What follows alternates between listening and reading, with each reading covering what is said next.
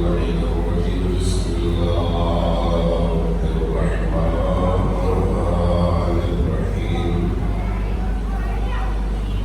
الحمد لله رب العالمين بارك السلام أجمعين. والصلاة والسلام على أولاد الطيبين الطاهرين المعصومين. والصلاة والسلام على أفضل الأنبياء والصديقين وعلى آله الطيبين الطاهرين المعصومين الميامين. واللعنة الدائمة على أعدائهم أجمعين من يوم عذابتهم إلى قيام يوم الدين. قال رسول الله صلى الله عليه وآله وسلم: إني تارك فيكم الثقلين كتاب الله وعترتي ما إن تمسكتم بهما لم تضلوا بعدي أبدا حتى يرد علي الحوض.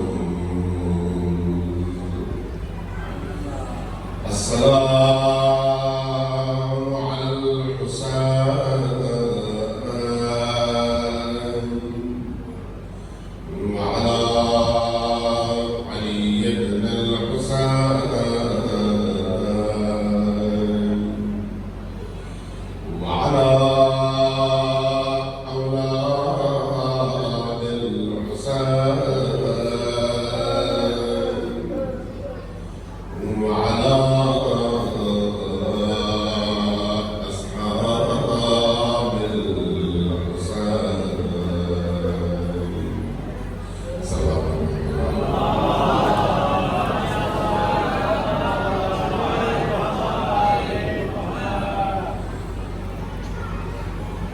آپ کی اعلان ہم لوگوں نے اس حساب سے آپ کی صلوات کی آواز بہت کم ہے.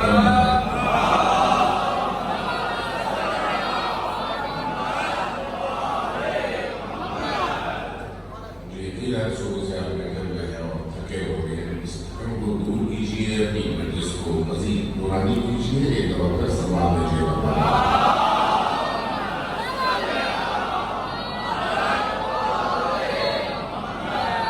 اللہ تبارک و تعالیٰ اس مجلس کے فضا میں آپ کی آمد کو شرف قبولیت عطا فرمائے.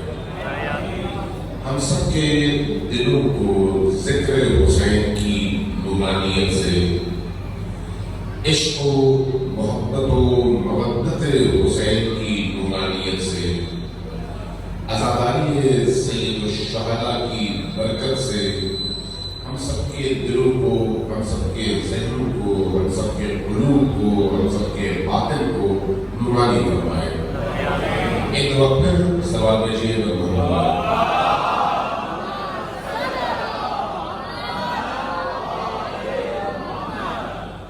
عزیزان گرامی، جس حدیث کی ابھی میں نے تلاوت کیا ہے، یہ حدیث آپ سب کو ازبر ہے، سب کو یاد ہے. یہ حدیث نبی کریم نے کیا فرمایا؟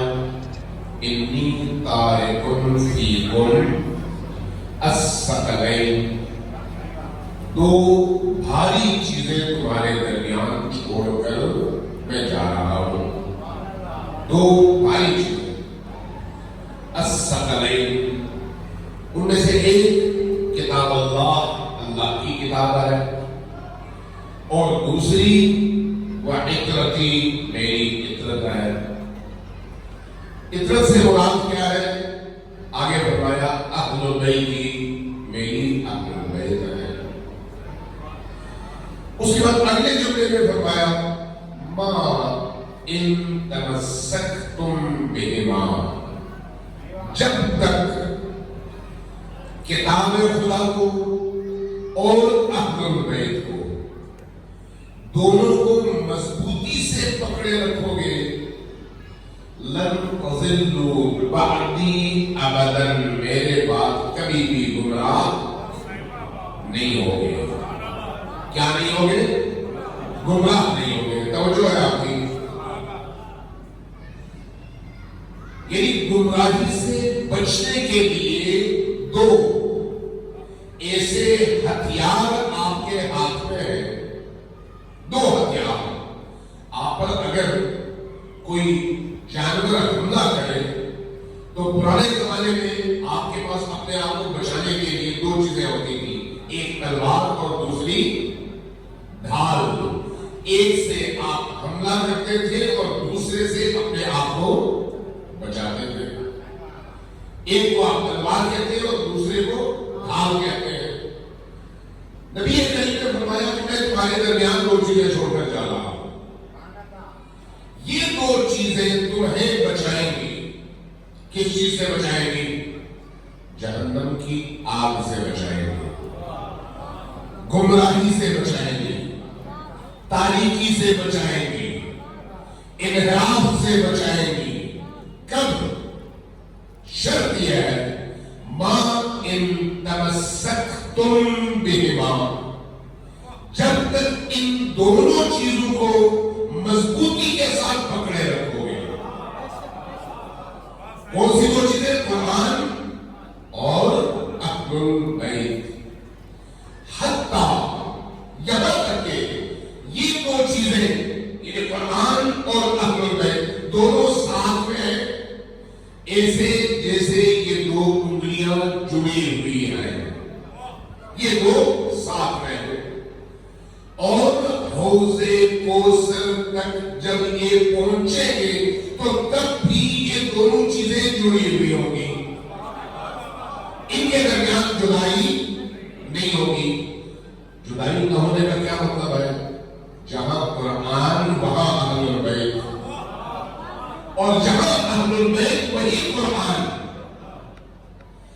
जिस तरह से ये दो चीजें जुड़ी हुई है, उसी तरह से तुमने भी इन दो चीजों के साथ जुड़े रहना है, मजबूती से पकड़ना है। कहीं ऐसा न हो कि एक को पकड़ो दूसरे को छोड़ दो, क्योंकि ये दोनों चीजें एक दूसरे से जुदा नहीं हो सकती। इसलिए एक को पकड़ने का मतलब दूसरे से जुदाई है। दोनों को मजबूती से पकड़ो, दोनों को मजबूती से पकड़ो। मां इन तमस्सकतुम बिहा या बिही नहीं है कि एक चीज को पकड़ो तो काफी है, नहीं, बिहिमा है, दोनों चीजें साथ में। इन दोनों चीजों को पकड़ने का मतलब क्या है? कि आप कभी भी गुमराह नहीं होंगे। गुमराही से बचने का सर्टिफिकेट है। अब नबी करीम के बाद उम्मत में जो इनहराफ पैदा हुआ, उस इनहराफ ने क्या किया? एक बहुत बड़ी तादाद को कुरान के पीछे लगा दिया और अहलुल बैत से दूर कर दिया। जब कुरान के पीछे उम्मत का एक बहुत बड़ा गिरोह लग गया तो कुरान तो किताब हिदायत है, तो उसको हिदायत पाना चाहिए। लेकिन मैं, आप, हम सब मुत्तफिक हैं कि सिर्फ कुरान को पकड़ने से हिदायत नहीं मिलती। क्यों? इसलिए कि कुरान खामोश किताब है। खामोश किताब का रुख जिधर आपका जी चाहे आप मोड़ सकते हैं। लिहाजा उस खामोश किताब की जो बोलती जबान है, उस जबान को अहलुल बैत कहा जाता है।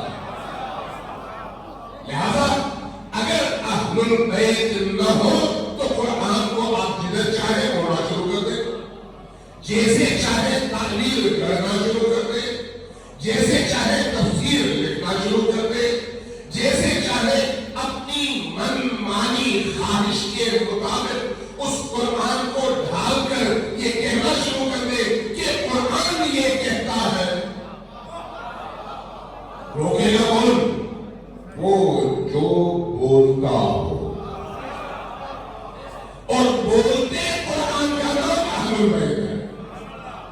اس لیے علی قرآن ہے لیکن بولتا قرآن، یہ کتاب قرآن ہے لیکن قرآن صامت، خاموش قرآن۔ مقابل اہل البیت ہے وہ بولتے قرآن ہے۔ اس لیے اگر کوئی صرف اہل البیت کا نام لیتا ہے اور قرآن سے لا تعلق ہو جاتا ہے تو اس کا انجام بھی وہی ہے جو قرآن کو پکڑ کر اہل البیت سے لا تعلق ہونے والے کا۔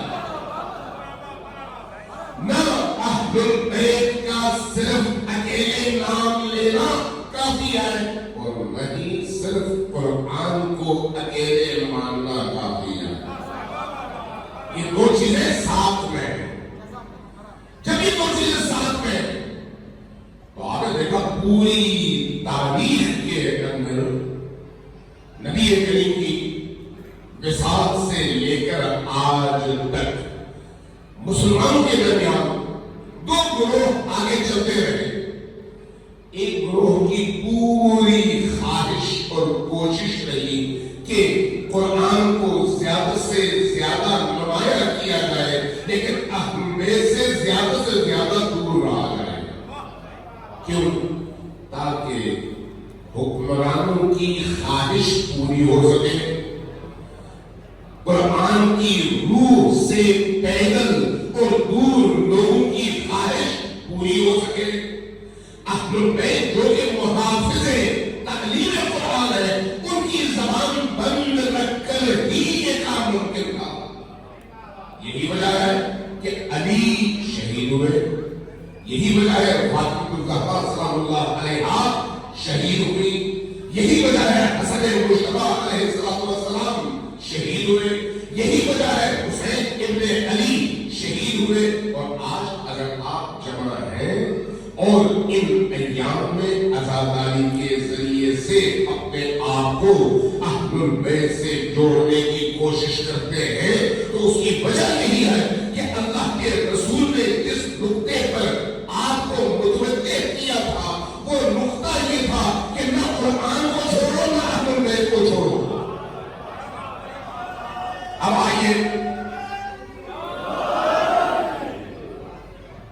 اہل البیت بولتے قرآن کا نام ہے۔ اس لیے جب اہل البیت کے مقام منصب مرتبے کی بات ہوگی تو یہ بات ازہر من الشمس ہے، دن کی روشنی سے زیادہ روشن ہے کہ اہل البیت کے مقابلے میں کوئی فرد بشر کھڑا نہیں ہو سکتا۔ جو کھڑا ہوگا وہ کونے منہ گرے گا۔ اہل البیت کے مقابلے میں کسی کا کوئی شرف نہیں ہے، جو ہے وہ اہل البیت کے فیض سے ہے۔ اس لیے ہمارے مسلمانوں میں دو گروہ ہیں اور ایک گروہ صحابہ کرام کو بہت زیادہ اہمیت دیتا ہے۔ تو کیا اہل تشیع صحابہ کرام کو اہمیت نہیں دیتے؟ دیتے۔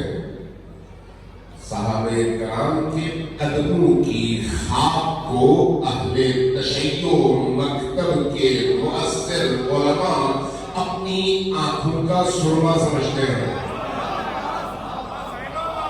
توجہ چاہیے آپ کی۔ ہمارے خلاف مکتب اہل بیت کے خلاف جھوٹ بہت بڑا جاتا ہے لیکن جھوٹ کے پاؤں نہیں ہوتے، میں اس طرف نہیں جاتا۔ صحابہ کرام کے قدموں کی خاک کو مکتب تشیع کے مستند علماء اپنی آنکھوں کا سرما سمجھتے ہیں۔ لیکن صحابی کون؟ سوال یہ ہے صحابی کون؟ ہم اس کو صحابی بھی کہتے ہیں جس نے صحابی اس کو کہتے ہیں جو نبی اور آل نبی کے قدموں کی خاک کو اپنی آنکھوں کا سرما سمجھے. فرصت اتنا یعنی ہم اہل البیت کے مقابلے میں صحابہ کو نہیں دیکھتے بلکہ اہل البیت تک پہنچانے کا ذریعہ صحابہ کو سمجھتے ہیں. اب اگر کوئی شخص ایمان لائے بے شک لا الہ الا اللہ محمد رسول اللہ پڑھے بے شک لیکن اہل البیت تک خود نہ پہنچ پائے تو وہ ہمیں اہل البیت تک نہیں پہنچا سکتا. اور جو اہل البیت اور نبی خاتم تک ہمیں پہنچا نہ سکے اس کی ہم صحابیت کے قائل نہیں ہیں. آپ آگے ہوئے اس اعتبار سے آپ دیکھیں امام احمد بن حنبل کی ایک روایت بیان کرتا ہوں. ان کے بیٹے آئے ان کے پاس. یہ روایت شیعوں کی روایت نہیں ہے, اہل سنت نے نقل کی ہے. بیٹا آیا کہا کہ بابا جان مجھے یہ بتائیے رسول کریم کے صحابہ کرام میں افضل ترین صحابی کون ہے؟ امام احمد ابن حنبل یعنی فقہ کی دنیا میں 4 فقہی اماموں میں سے ایک امام حنبلی فرقہ اور حنبلی فقہ کے مجتہد. انہوں نے جواب کہا کہ صحابہ کرام میں سب سے افضل حضرت ابوبکر صدیق ہے. اچھا دوسرے نمبر پر کون ہے؟ کہا حضرت عمر فاروق. کہا تیسرے نمبر پر کون ہے؟ کہا کہ حضرت عثمان غنی. چوتھے نمبر پر کون ہے؟ کسی اور صحابی کا نام دیا. یہاں تک کہ روایت بتاتی ہے کہ 16 صحابیوں کے نام لیے انہوں نے. جب 16واں نام لیا تو بیٹے نے پوچھا کہ بابا جان آپ نے اتنے سارے صحابیوں کے نام لیے لیکن آپ نے حضرت علی مرتضیٰ کا نام نہیں لیا. باپ نے یعنی امام احمد بن حنبل نے بیٹے کے چہرے کی طرف دیکھا اور کہا کہ بیٹا تم نے سوال کیا کیا تھا؟ کہا میں نے سوال کیا تھا کہ صحابہ میں افضلیت کے اعتبار سے درجہ بدرجہ کون نمبر 1 ہے, کون 2 ہے, کون 3 ہے, کون 4 ہے. تو کہا کہ میں نے صحابہ کا تمہیں بتایا ہے. جب تم علی کا پوچھو گے تو علی صحابی نہیں ہے, اہل البیت میں سے. اور پھر ایک جملہ کہا کہ لا یقاس بہم احد. پوری دنیا کی مخلوقات کو جمع کرو, کسی کا کوئی مقابلہ اہل بیت کے ساتھ نہیں ہے.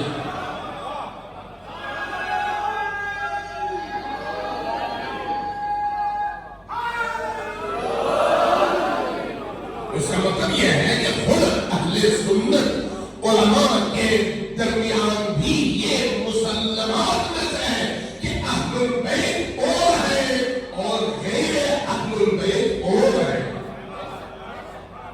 پاکستان کی اس فضا میں جہاں پر چند نجس الفکر لوگ اٹھ کر ایک تحریک کا آغاز کریں تو اس کا مطلب یہ نہیں ہے کہ سنی بھی وہی کہتا ہے. نہیں, ایسا نہیں ہے. خود اہل سنت کے بڑے بڑے ائمہ فقہ اور ائمہ حدیث اس بات کو مانتے ہیں اور کہتے ہیں کہ اہل البیت کہاں اور غیر اہل البیت کہاں, دونوں کے درمیان مقابلہ کیسا. پھر آپ ذرا سوچیے, اہل البیت وہ ہے جن کی طہارت اور پاکیزگی کی گواہی اللہ نے قرآن میں دینے کے بعد یہ اعلان کیا کہ اہل البیت کو اللہ نے اس طرح سے ہر آلودگی سے ایسے پاک کیا ہے جیسے پاک کرنے کا حق تھا. بت پرستی نجاست ہے یا نہیں؟ بت پرستی نجاست ہے یا نہیں؟ بتوں کے سامنے جھکنا نجاست ہے یا نہیں؟ شرک نجاست ہے یا نہیں؟ کفر نجاست ہے یا نہیں؟ قتل ناحق نجاست ہے یا نہیں؟ شراب پینا نجاست ہے یا نہیں؟ بدکاری نجاست ہے یا نہیں؟ جتنے بھی لوگ مسلمان ایسے اعمال میں مبتلا تھے. کوئی 10 سال، کوئی 20 سال، کوئی 30 سال، کوئی 40 سال. وہ لوگ جب نبی کا کلمہ پڑھ کر مسلمان ہوئے تو اس کلمہ لا الہ الا اللہ محمد رسول اللہ نے ان کو پاک کیا. توجہ ہے آپ نے کیا کیا؟ آپ جب ایک بکرا ذبح کرنے کے لیے لٹا دیں تو آپ نے اگر کہا بسم اللہ اللہ اکبر اور اس کا چھری پھیری تو وہ پاک ہے، حلال ہو گیا. لیکن آپ نے چھری وہی پھیری لیکن بسم اللہ اللہ اکبر نہیں کہا تو وہی حلال جانور حرام ہو گیا. آپ کے اس بسم اللہ اور اللہ اکبر نے ایک نجس خون کے جانور کو پاک کیا. اور جب آپ نے یہ نہیں کہا تو جو جانور پاک ہونا چاہیے تھا وہ نجس ہو گیا. اس لیے جتنے بھی مسلمان ہیں جو نبی کا کلمہ پڑھ کر مسلمان ہوئے، اگر مسلمان ہونے سے پہلے بت پرست تھے تو نجس تھے، نجاست سے آئے پاک ہوئے. جبکہ اہل البیت وہ ہے جو اپنے ازل میں بھی پاک تھے اور جب آئے تو بھی پاک تھے، جب گئے تو بھی پاک تھے. اس لیے امام المتقین ہے، امام المتقین ہے. اس لیے اب وہ جو امام المتقین ہے، اس امام المتقین اور اللہ کی بھیجی ہوئی کتاب کے درمیان فاصلہ کوئی نہیں ہے. دونوں ایک ہی جگہ آپس میں جڑ جاتے ہیں. لہذا اگر کوئی شخص قرآن کو پکڑتا ہے اور اہل البیت کو چھوڑتا ہے تو اس کا مطلب ہے دال میں کالا ہے. ورنہ اہل البیت کو کیسے چھوڑے؟ اہل البیت کو آدمی تبھی چھوڑ سکتا ہے جب اہل البیت کی زبان سے اپنے مفاد کے لیے خطرہ محسوس کرے.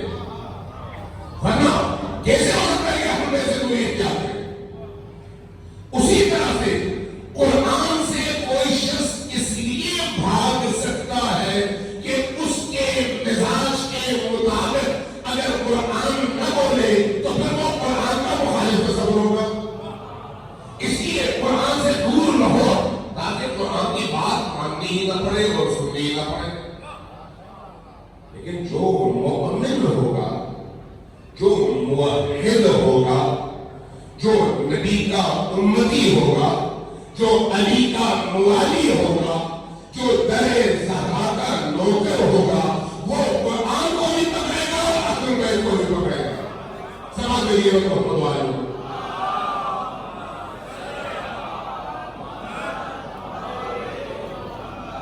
ایک اور پھر سمجھ گئی ہے.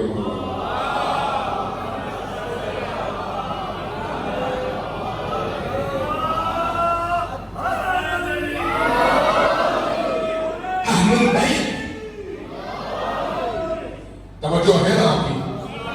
یہ جو میں نے 15 منٹ تقریباً لگائے ہیں اس مقدماتی گفتگو پر، یہ بنیاد ہے اگلی گفتگو کی. ذہن تیار ہے؟ ذہن تیار ہے؟ تھکے ہوئے تو نہیں ہے؟ اللہ کے رسول نے قرآن اور اہل البیت کو ہمارے لیے نجات کا ذریعہ کیوں قرار دیا؟ کیوں قرار دیا؟ اس لیے کہ یہ قرآن اور اہل البیت مل کر جب ہمارے لیے عمل کا سانچہ بن جائے، عمل کا سانچہ، تو پھر ہم اس طرح کا انسان بنیں گے جس طرح کا انسان علی چاہتے ہیں. اس لیے علی کا بننے کے لیے علی کے سانچے میں آنا ضروری ہے. قرآن کا بننے کے لیے قرآن کے سانچے میں آنا ضروری ہے. قرآن اور علی کا سانچہ ایک ہی ہے، دو الگ الگ سانچے نہیں ہیں، ایک ہی سانچہ ہے. آپ دیکھیں یہ جو مختلف چیزوں کو سانچے میں ڈھال کر بناتے ہیں اس کے دو حصے ہوتے ہیں، دو حصے. ان دو حصوں میں سے اوپر کے حصے کو آپ کھولتے ہیں، چیزیں اندر بھرتے ہیں، اس کے بعد اوپر کے حصے کو بند کر دیتے ہیں. جب وہ خوش ہو جاتا ہے تو کھول دیتے ہیں، تو چاروں طرف سے وہ جو اندر کا مٹیریل ہے اس سانچے میں پیک ہو جاتا ہے. جب پیک ہوتا ہے تو پھر باہر سے نہ سورج اس پر اثر کرتی ہے، نہ اس پر روشنی اثر کرتی ہے، نہ پانی اثر کرتی ہے. پانی، روشنی اور باقی تمام آفات سے یہ محفوظ رہ کر اس مدت میں اتنا ٹھوس ہو جاتا ہے سانچہ کہ جب سانچے کو کھولا جائے تو اب اس پر کوئی باہر کی اثر پذیر نہیں ہوگی، اثرات نہیں ہوگی. اگر کوئی شخص قرآن اور اہل البیت کا دامن تھامے اور ان زندگی کے 40-50 سالوں میں تھامے تو اس کا نتیجہ کیا ہے؟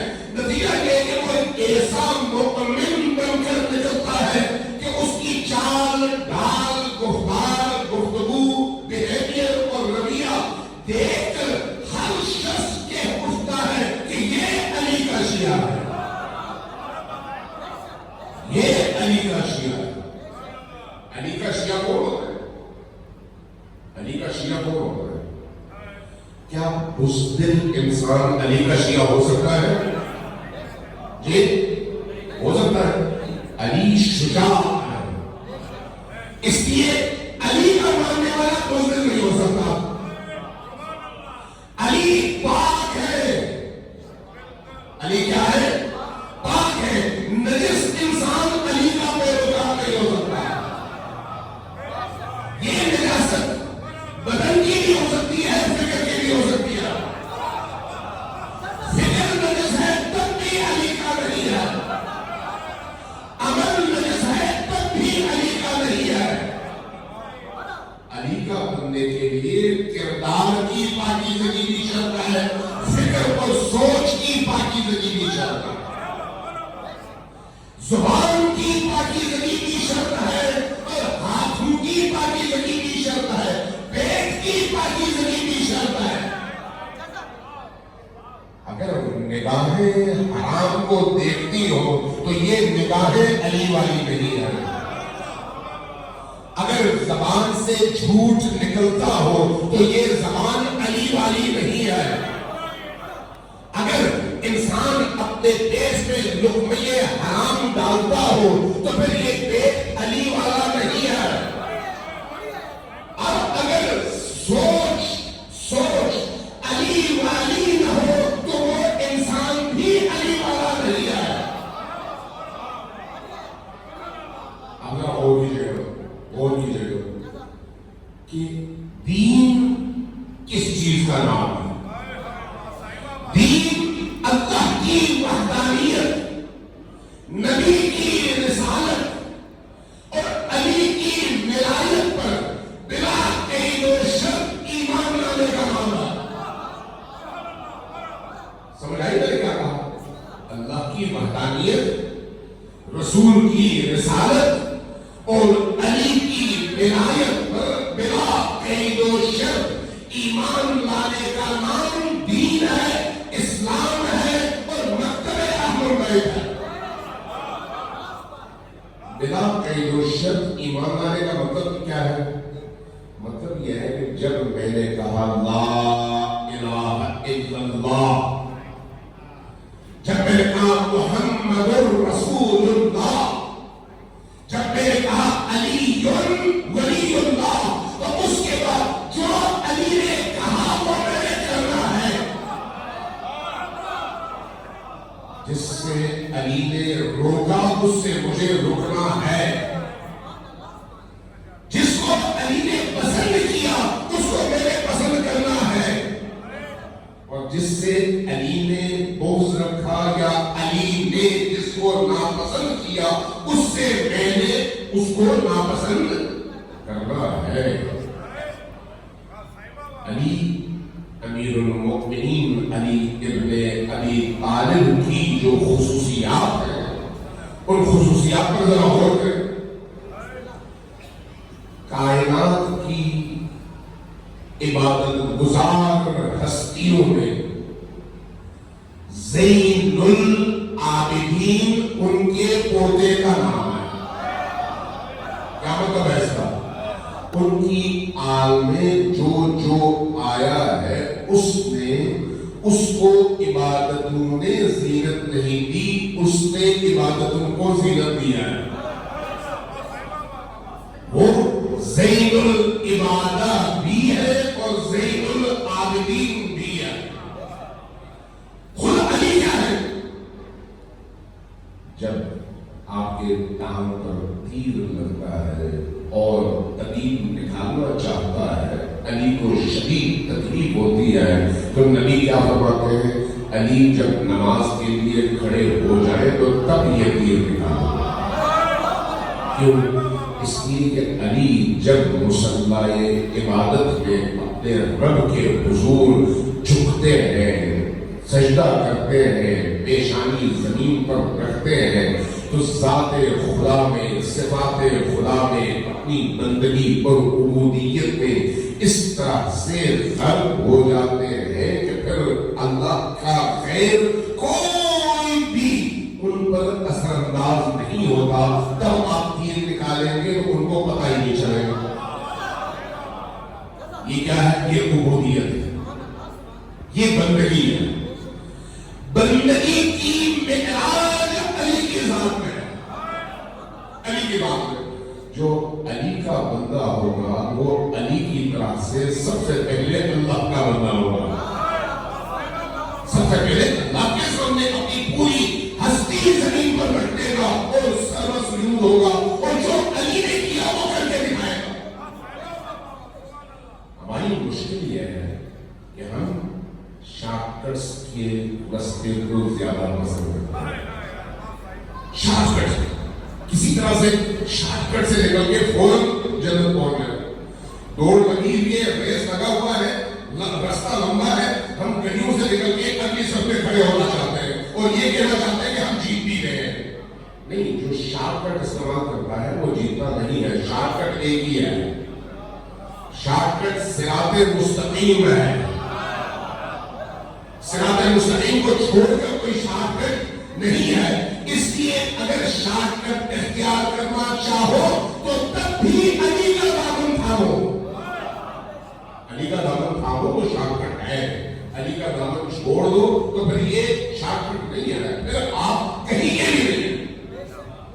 ہمارے اس مزاج کی وجہ سے ہم علی سے محبت تو کرتے ہیں، لیکن علی جو چاہتے ہیں اس کی طرف ہم کتنے متوجہ ہیں؟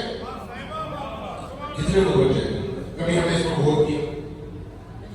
ہمیں امیر المؤمنین علی ابن ابی طالب کے فضائل سے پیار ہے، فضائل سے پیار ہے، لیکن کیا ہم نے کبھی سوچا کہ ان فضائل کا کوئی ایک دو ذرے ان کے وہ ہم اپنے آپ میں بھی پیدا کرنے کی کوشش کریں؟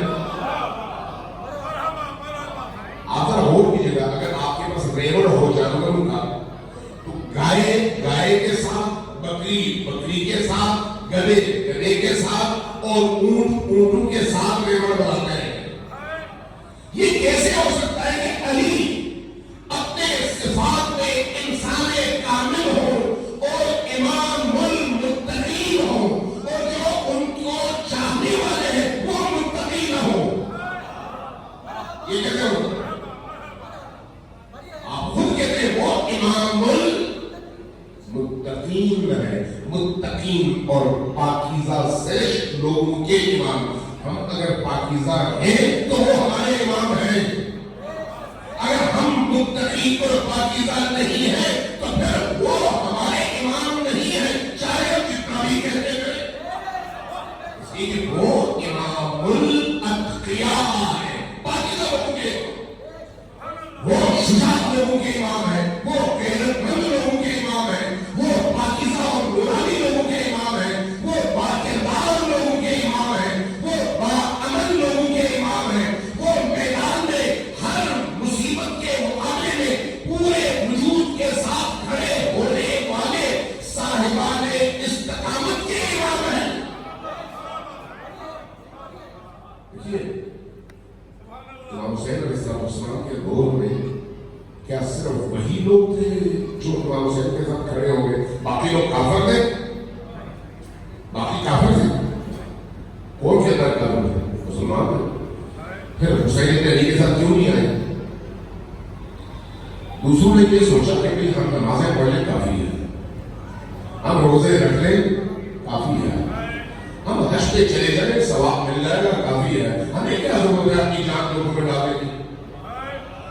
اس لیے نہیں ہے ذرا اور کی جگہ میں کیا آپ کے ذہنوں میں ضرورت کو چھوڑا چاہوں، ذرا آپ دیکھیے کوفہ کا گورنر بنا کر ایک شخص کو روانہ کر دیا جاتا ہے اس کی طرف سے امیر شام، وہ کیا کرتا ہے؟ وہ ساری رات شراب پیتا ہے اور صبح جب اذان ہوتی ہے تو غلام اس کو اٹھا کر لے کر جاتے ہیں محراب مسجد میں، وہ محراب مسجد میں کھڑا ہوتا ہے، پیچھے جنب غفیر ہے مسلمانوں کی، یہ نماز پڑھاتا ہے 2 کی جگہ 4 رکعت پڑھانے کے بعد کہیں کرتا ہے جو رات بھر شراب پی ہے وہ محراب مسجد کوفہ میں لیتا ہے، پھر کھانستے ہوئے پیچھے دیکھتا ہے اور نمازیوں سے کہتا ہے اور پڑھا دوں، اگر چاہو میں اور پڑھا سکتا ہوں۔ نمازی خاموش ہے، نمازی دیکھ رہے ہیں کہ اللہ کے دین کے ساتھ کیا کھلواڑ ہو رہا ہے، لیکن خاموش ہے، چپ ہے۔ اور اس مسئلہ میں وہ شخص بے ہوش ہوتا ہے، گرتا ہے، اس کے ہاتھوں سے انگلیوں سے انگوٹھیاں یہ اتار لیتے ہیں اور مدینہ بھجوا دیتے ہیں خلیفہ کو کہ آپ کے بنائے ہوئے گورنر، آپ کے امیر شام کے بنائے ہوئے گورنر کے لیے قبول ہے، لیکن ایسے گورنر کے خلاف جو محراب عبادت کا یوں تمسخر اڑائے اور مسجد کی قداست اور اس کے تقدس کو یوں پامال کرے، نہ لب کھولتے ہیں نہ اٹھتے ہیں، نماز پڑھتے ہیں۔ وہ کہتے ہیں کیا کہتے ہیں؟ ہمیں کیا پڑھی ہے، ٹھیک ہے نماز پڑھ رہے ہیں، روزہ رکھ رہے ہیں، قرآن کی تلاوت ہو رہی ہے، ہمیں کسی ایسی مصیبت میں سر ڈالنے کی ضرورت کیا ہے؟ آپ نے بتائیے امام حسین علیہ السلام کا ساتھ نہ دینے والوں کا بھی یہی نظریہ کہ بھائی نماز تو آتا ہے، روزہ تو ہم رکھ رہے ہیں، حج پہ تو ہم جا رہے ہیں، نہ نماز پہ پابندی ہے، نہ حج پہ پابندی ہے، نہ زکات پہ پابندی ہے، نہ مسجد میں اذان دینے پر پابندی ہے، ہم اپنے آپ کو حسین کے ساتھ کھڑا کر کے خام خواہ کی مصیبتیں مول کیوں لیں؟ ایسے ہی ہمیں جنت مل رہی ہے۔ یہ کیا ہے؟ یہ شارٹ کٹ ہے، یہ شارٹ کٹ ہے، اس شارٹ کٹ کے نتیجے میں جہنم تو مل سکتا ہے، جنت نہیں مل سکتی۔ اس شارٹ کٹ کے نتیجے میں جہنم مل سکتی ہے لیکن جنت نہیں مل سکتی۔ ذرا آج سوچیے، آج نماز کا مذاق اڑایا جاتا ہے، اڑایا جاتا ہے کہاں پر؟ سینما گھروں میں نہیں، ممبروں پر۔ جو خاموش ہے نماز کا مذاق اڑتے دیکھ کر، اور وہ بھی ممبر رسول سے، جو خاموش رہتے ہیں یا پھر وعدہ کرتے ہیں، ان میں اور مسجد کوفہ کے ان نمازیوں میں کوئی ہے فرق؟ کوئی فرق ہے؟ نماز جس کو رسول نے عمود الدین کہا، یعنی دین کی بنیاد، دین کا سکون، جس کے لیے حسین ابن علی علیہ السلام نے ظہر عاشور لڑائی رکوائی، ادھر سے تیر برستے رہے لیکن حسین نے نماز نہ چھوڑی، بلکہ جس نے کہا مولا اذان کا وقت ہو گیا ہے کیا نماز نہ پڑھ لے، فرمایا اللہ تمہیں نمازیوں کے ساتھ مشغول کرے۔ وہ نماز جس کے لیے حسین ابن علی نے اپنے ساتھی قربان کی تاکہ نماز پڑھ سکے، اس نماز کا مذاق اڑایا جائے ممبر حسین سے، بالکل اسی طرح سے جس طرح شراب پی کر 2 کی جگہ 4 رکعت فجر کی نماز پڑھائے اور پھر کہے کہ مزید پڑھاؤں. فرق کیا ہے؟ ماحول وہی ہے, فکر وہی ہے, شارٹ کٹ کی تلاش بھی وہی ہے. ہمیں شارٹ کٹ سے نکلنا ہے اور حسین کا دامن پکڑنا ہے. مکتب اہل البیت, مکتب حسین ابن علی ان ممبروں کے ذریعے سے ہی زندہ رہا اور انہی عزاداریوں کے ذریعے سے ہی زندہ رہا. یہی وجہ ہے کہ اس عزاداری نے ہر دور میں یزیدیت کے چہرے پر مکہ مارا ہے, توجہ مارا ہے. وہ اس کا انتقام لینا چاہتے ہیں عزاداری سے, اور عزاداری کے اندر سے عبودیت اور بندگی کی روح کو نکال کر ان ممبروں کو بد کرداروں کے حوالے کرنا چاہتے ہیں. مجھے یہ بتائیے, کیا میرے اور آپ کے ضمیر کو یہ گوارا ہونا چاہیے؟ ہونا چاہیے. رسول اللہ کی ساری عمر اللہ کی بارگاہ میں سجدہ کرتے ہوئے, امیر المؤمنین علی ابن ابی طالب زندگی کا آخری سجدہ کر کے دنیا سے رخصت ہوئے. مسجد کوفہ کے محراب میں سر پر زخم لے کر اٹھے. کیا کر رہے تھے؟ کیا کر رہے تھے؟ نماز پڑھ رہے تھے. آج اسی نماز کو یہاں پر عزاداری کے ساتھ بنا دیا جاتا ہے. عزاداری اور نماز کو مقابلے میں لا کر, دونوں کو لڑا کر قوم کو 2 حصوں میں تقسیم کیا جاتا ہے, اور عزاداری اور نماز کی روح کو ختم کر کے وہ جو قوت اس عزاداری نے مکتب اہل البیت کے پیروکاروں کو عطا کی ہے, اس قوت کا گلا توڑا جاتا ہے. جب مومنین کو آپس میں لڑایا جائے گا تو اس کے بعد دشمن غالب ہوگا یا نہیں ہوگا؟ اب اگر کوئی شخص کہے یہ بات کیوں کرتے ہو, کہتے ہیں یہ بات نہ کرو, اس سے اختلاف ملتا ہے. اختلاف کس سے ملتا ہے؟ دین کی دشمنی سے. دین کی دشمنی کے مقابلے میں کھڑا رہنا یہ اللہ کا حکم ہے, یہ رسول اللہ کا حکم ہے, یہ امیر المؤمنین کا حکم ہے, یہ امام حسن مجتبی اور امام حسین سید الشہداء کا حکم ہے. اس لیے جہاں دین کی روح پر حملہ ہو وہاں پر خاموشی حسین سے غداری ہے. خاموشی حسین سے غداری ہے. بولنا کربلا والوں کے سامنے کھڑے ہونا ہے. جب کہا جائے تو کہتے ہیں نماز تو یزیدی بھی پڑھتے تھے, ارے شراب وہ بھی پیتے تھے. یزیدیوں کی نماز میں علاج نہیں ہے ہمارے لیے, جس طرح سے یزیدیوں کا شراب پینا معیار نہیں ہے. ہمارے لیے معیار حسین ہے, اور حسین نماز پڑھتے تھے, اور نماز انہوں نے جنگ روک کر پڑھی ہے.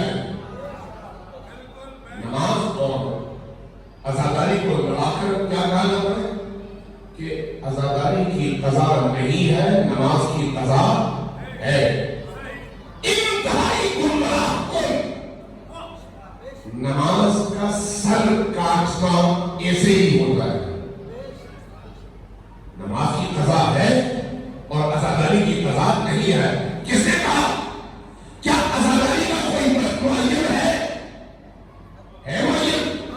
رات کو کرے, دن کو کرے, صبح کو کرے, شام کو کرے, عصر میں کرے, فجر میں کرے, آدھی رات میں کرے.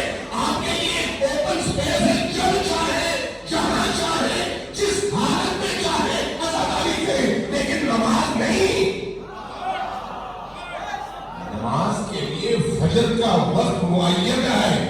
فجر کی نماز 11 بجے دن آپ نہیں پڑھ سکتے. ظہر کا وقت نماز کے لیے معین ہے, وہ آدھی رات میں نہیں پڑھ سکتے. جس چیز کا وقت اللہ نے, رسول نے, علی نے, فاطمہ الزہرا نے, اہل بیت نے معین کیا ہے, اس کو نشانہ بنانے والا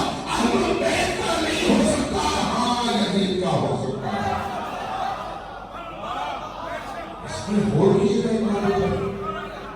یہ کبھی بھی دوست نہیں کہہ سکتا آپ سے, یہ دشمن کہتا ہے دوست کا لباس پہن کر, دوست کا لباس پہن کر. امام بارگاہ امام سے منسوب جگہ ہے, امام پاک ہے, امام بارگاہ اپنے پاک ہونا چاہیے. تو جو پاک جگہ ہے وہاں پر ایک نجس فکر کا یا نجس بدن کا داخلہ منع ہونا چاہیے. آپ سے پیسے لے, آپ کو نجاست دے کر چلا جائے, نجاست کے بعد جو کور ہو وہ بڑا خوبصورت ہو. شوگر کوٹڈ زہر لوگوں کو حسین بن علی کی محبت کے نام پر حسین بن علی کی نفرت دے جائے.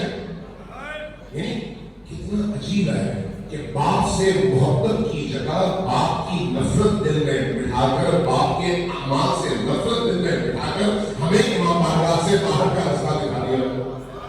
کتنا بڑا ظلم ہے. عزاداری سید الشہداء نجات کا ذریعہ ہے. عزاداری سید الشہداء دلوں کی تبدیل کا ذریعہ ہے. عزاداری سید الشہداء گناہوں کی مغفرت کا ذریعہ ہے. عزاداری سید الشہداء آتش جہنم سے نجات کا ذریعہ ہے.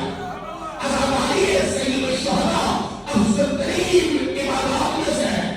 اگر حب اہل البیت, ولایت اہل البیت, محبت اہل البیت, عشق اہل البیت ہے تو پھر عزاداری قبول ہے, اور اگر یہ نہیں ہے تو کوئی عمل قبول نہیں ہے. اس لیے اگر کوئی یہ کہے کہ نماز پڑھ لو سب کچھ ہے تو وہ غلط کہتا ہے. ایسا نہیں ہے. صرف نماز سب کچھ نہیں ہے, لیکن بغیر نماز کے بھی سب کچھ ختم ہے. صرف نماز سب کچھ نہیں ہے. کوئی شخص صرف نماز پڑھ کر یہ نہیں کہہ سکتا کہ میری نجات ہو جائے گی, لیکن اگر نماز کے ساتھ اہل بیت کا دامن تھامے تو یہ ایمان کر سکتا ہے کہ ہاں اب میری نجات ہو جائے گی.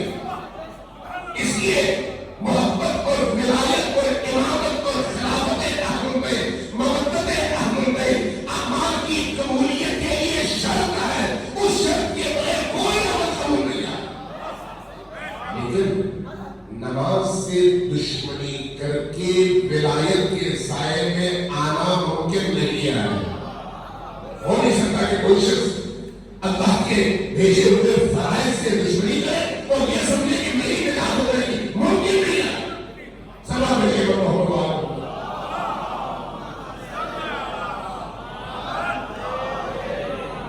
دوبارہ ذرا اونچی آواز سے سلام بھیجیے.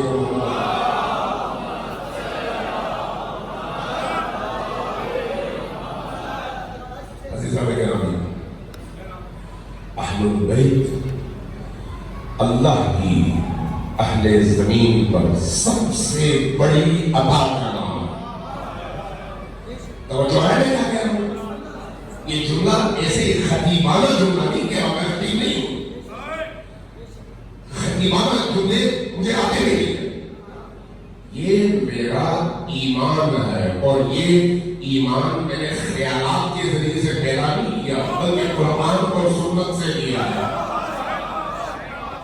قرآن اور سنت سے کہ حب اہل البیت تمام تر اعمال کی بنیاد بھی ہے اور محور بھی ہے. تمام عبادتیں تب شروع ہیں جب حب اہل البیت ہو. اس لیے حب اہل البیت شرط اول ہے.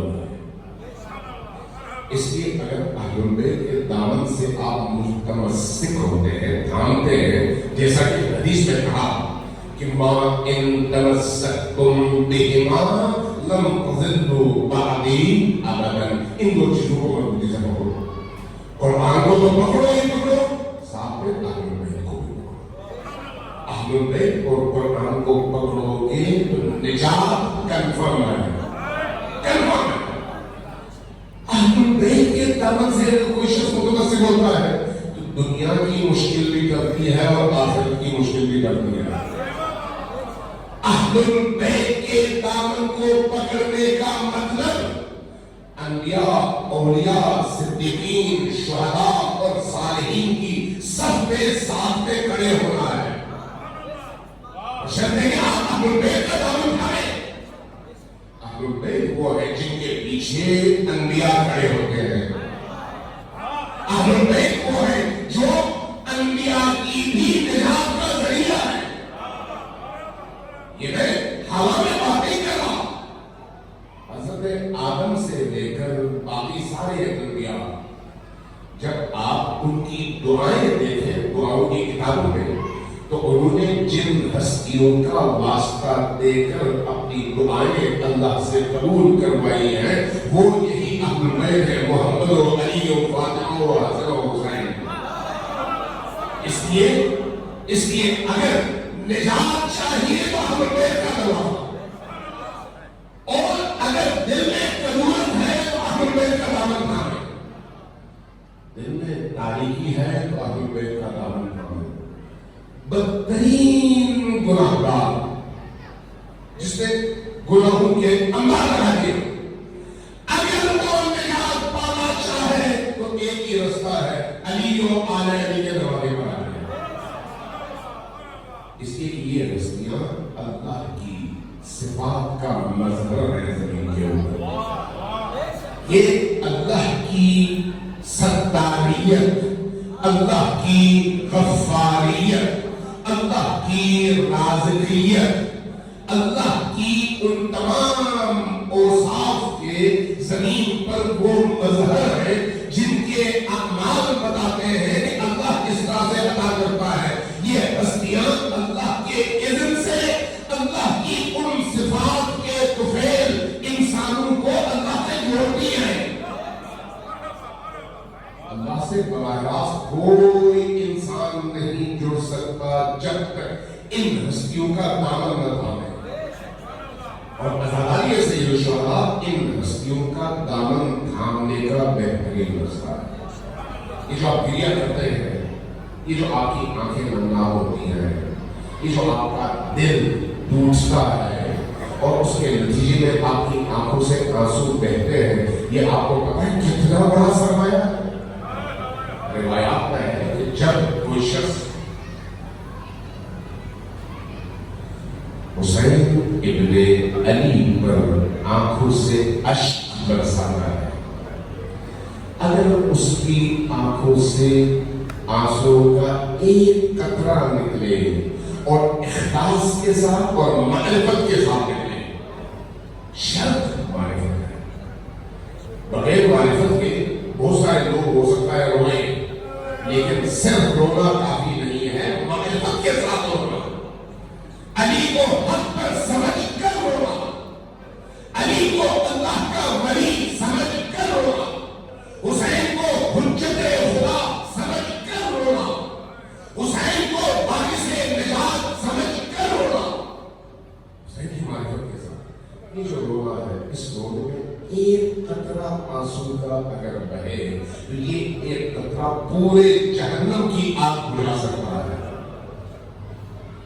اتنی قوت ہوتی ہے آل علی پر رونے والے اور بہنے والے آنسو کی. مجھے کہا گیا کہ بھائی قمر بنی ہاشم کے حوالے سے جب تم نے عرض ہوا, قمر بنی ہاشم, قمر بنی ہاشم کیوں کہا جاتا ہے؟ بنی ہاشم میں سب سے خوبصورت اور کڑیل جوان کا نام عباس ہے, سب سے خوبصورت جوان. اس لیے روایات میں ہے کہ جب کبھی حضرت عباس اور حضرت علی اکبر گھر سے باہر آتے تھے تو بازار میں موجود لوگ رک جاتے تھے اور سب کی نگاہیں ان دو چہروں پر منتقل ہو جاتی تھی. ایک قمر بنی ہاشم اور دوسرا شبیہ پیغمبر. قمر بنی ہاشم یعنی بنی ہاشم کا چاند, سکینہ یا سکائے سکینہ. قمر بنی ہاشم کی عجیب کرامت ہے, عجیب کرامت ہے. حضیر میں اب قوم کے بہت بڑے عالم گزرے ہیں, آیت اللہ تھے, مجتہد تھے, آیت اللہ اشتیانی. انہوں نے اپنے استاد سے نقل کیا ہے. وہ کہتے ہیں کہ میں عراق میں جب کربلا گیا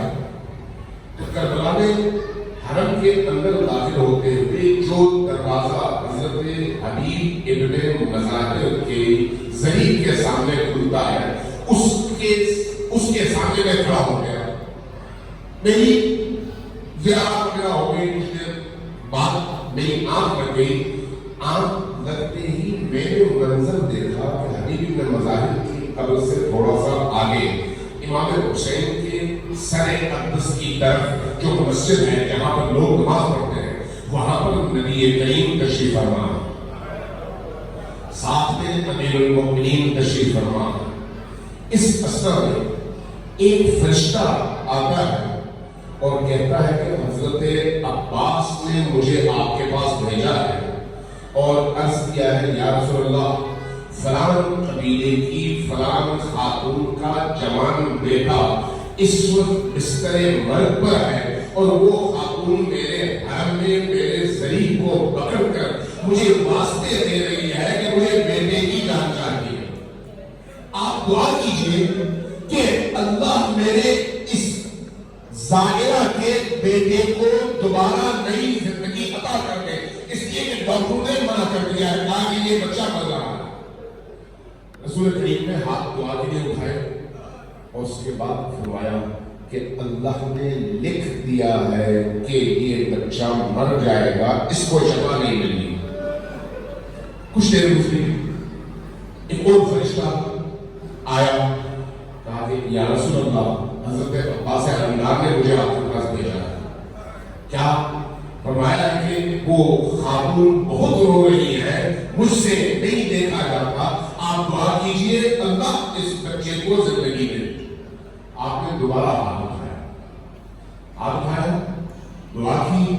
کچھ لوگوں کے بعد فرمایا کہ نہیں, اللہ کی تقدیر میں لکھا جا چکا ہے کہ اس بچے کی موت اٹل ہے. فرشتہ واپس چلا گیا. آیت اللہ آشیانی کہتے ہیں میں دیکھ رہا ہوں.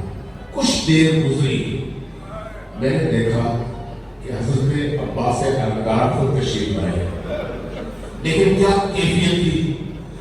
کربلا میں عصر عاشور شہادت کے موقع پر جو کیفیت بیان کی گئی ہے, دونوں بازو کٹے ہوئے تھے,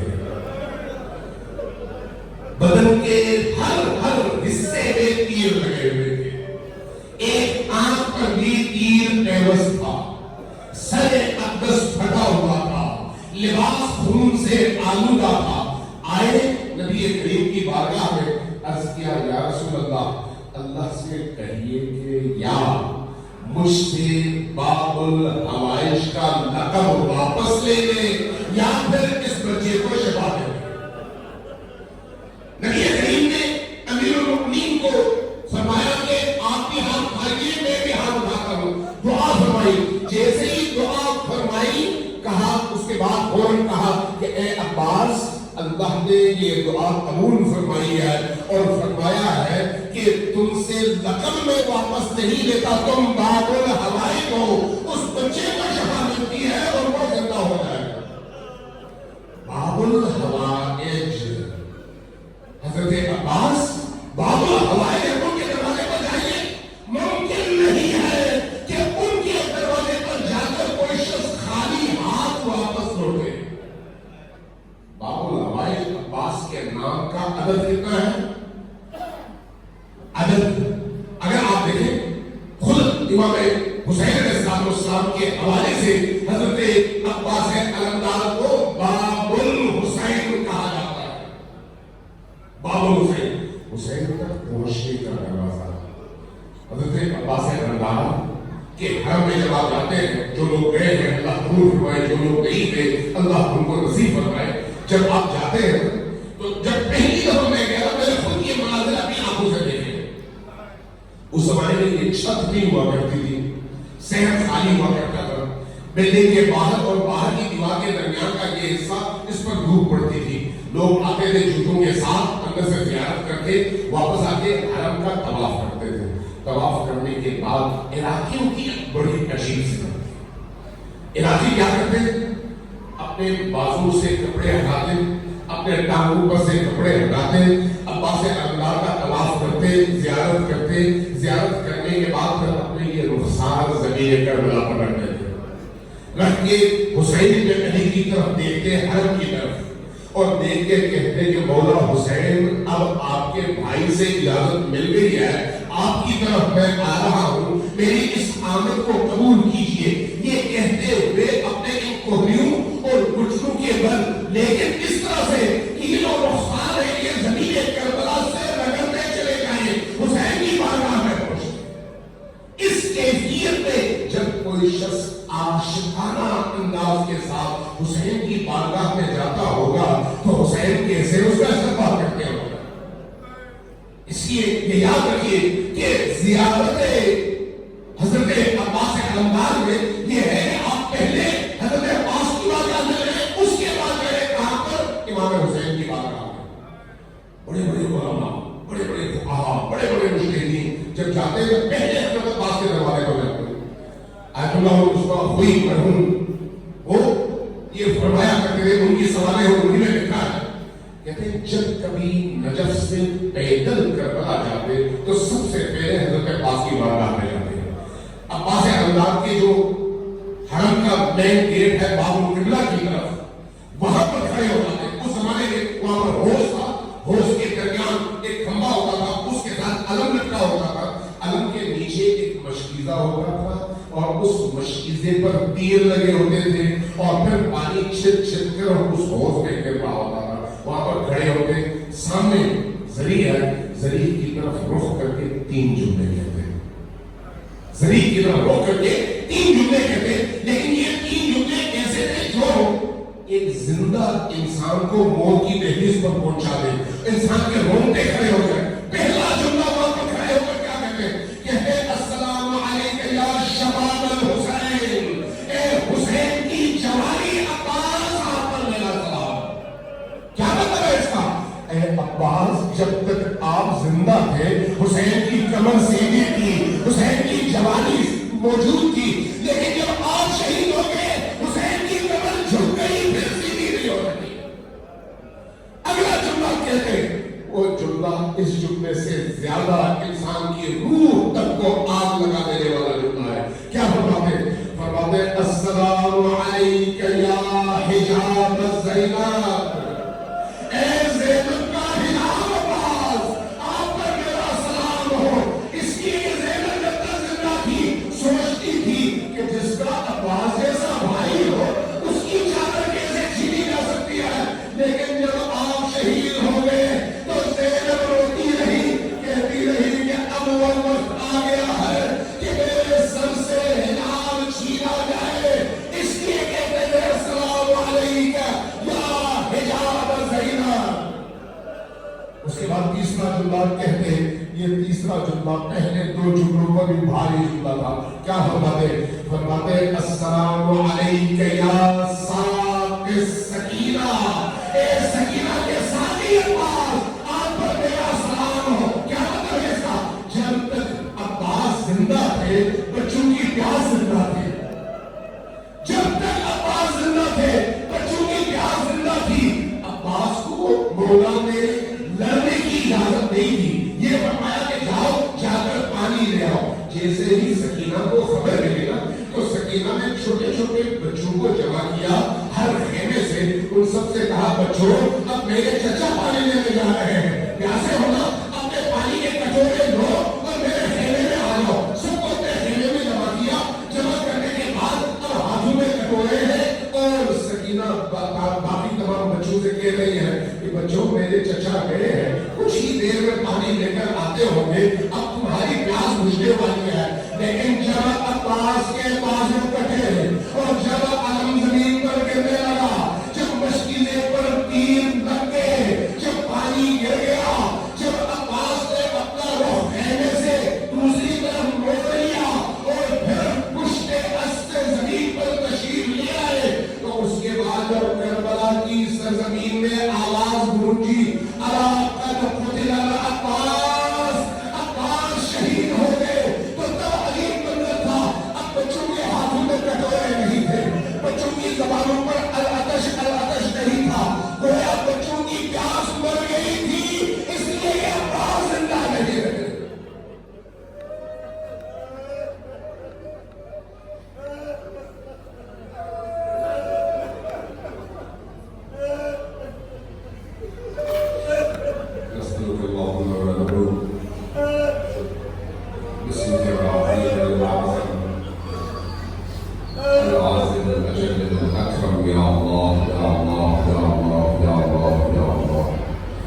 یا اللہ یا اللہ یا اللہ یا اللہ یا اللہ.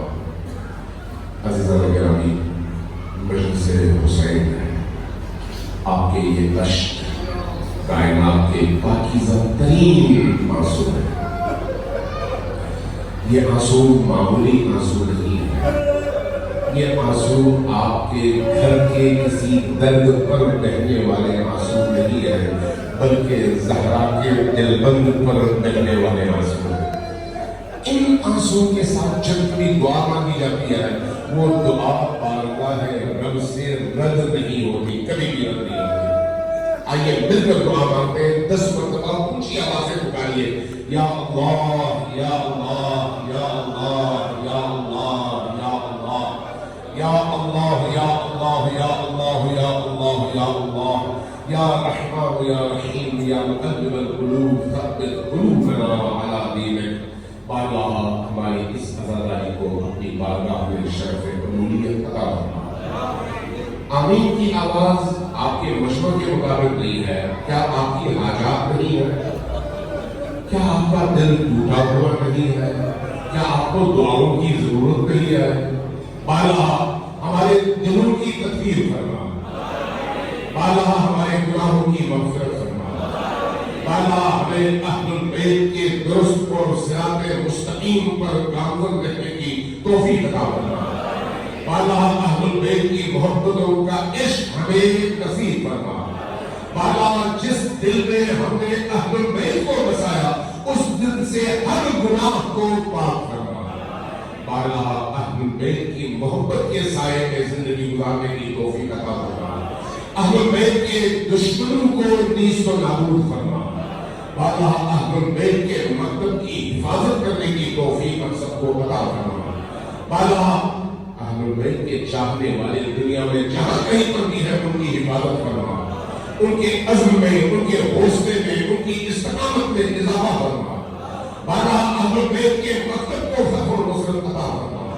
بالا یمن سے لے کر کابل تک، بیروت سے لے کر سری نگر تک، پاشنا سے لے کر کراچی تک، دنیا کے جس کونے میں جہاں جہاں حق کے خلاف باطل کھڑے ہیں، باطل کو نیست و نابود فرما.